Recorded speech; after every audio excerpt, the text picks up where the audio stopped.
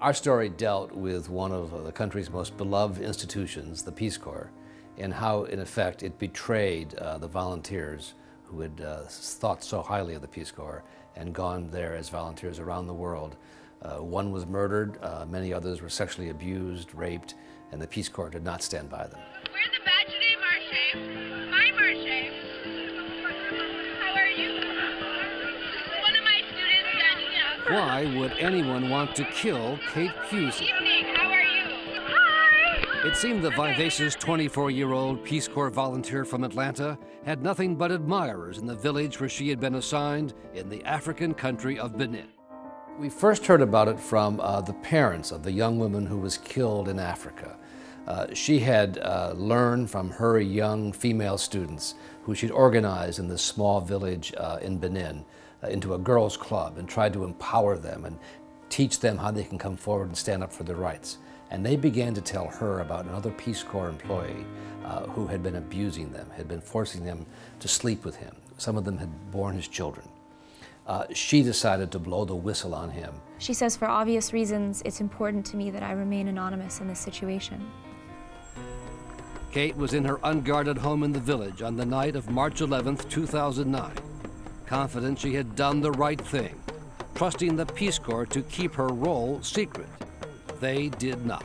They betrayed her confidence, and the brother of the person who was accused of these sex crimes learned that Kate Pusey had blown the whistle on his brother.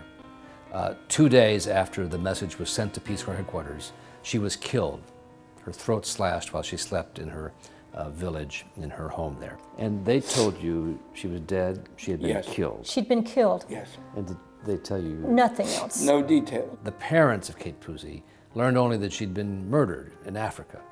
And only after they began to pursue it and ran into stone walls from the Peace Corps did they come to realize something had gone wrong. But they came to believe that there was a cover-up by the Peace Corps. We miss you, sweetheart. And as we looked into her case and learned how the Peace Corps had betrayed Kate Pusey, we heard from other former volunteers who felt they too had been betrayed. They had been victims of sexual assault overseas. They all took turns raping me. I couldn't scream. I couldn't really even breathe. And when that happened, the Peace Corps reaction was one to blame them. It's your fault. That I was a risky person and that I had in some way put myself in that situation. I still blame myself. You know, maybe I shouldn't have had a drink, or maybe we shouldn't have gone to dinner. And two, they tried to cover it up. Don't tell anybody. And what they then did to these people who had been attacked, raped, was to pull them out of the country and essentially fire them from the Peace Corps, send them home as if they were disposable. And they came forward for the first time, a group of these young women.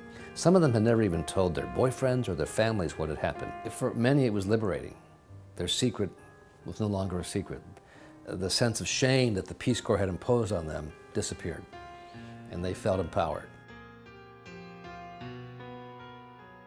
Our story led to legislation that passed both the House and the Senate and was signed into law by the President that essentially gave Peace Corps volunteers status as whistleblowers.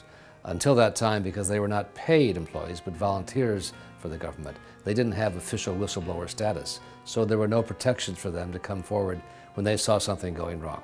And that's a simple thing, but it was amazing how much it took to get that bill passed. They'd been trying to achieve this for years. Other volunteers had come forward and it had gone nowhere. And frankly and sadly, it took the death of Kate Pusey to make that change. When we finally got the figures from them, there were close to 1,000 women who had been assaulted or raped, sexually abused in some way overseas serving in the Peace Corps. That had never come out before. And just because it was a question of persistence. And sometimes our bosses don't like to hear it, but these things take time and they take effort. It's not a 9-to-5 job by any means, but if you're going to do it, you have to do it right.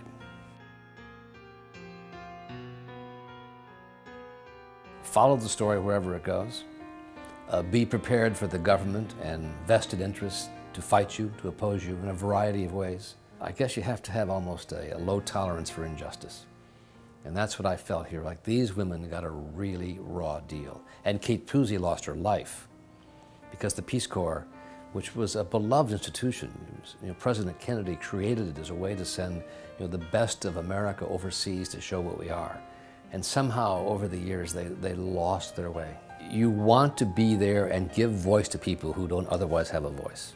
I mean, we're given a gift to have a job like this. You know, we have the camera and the microphone and outlets that will broadcast to lots of people. So let's not squander it. Let's use it for something good.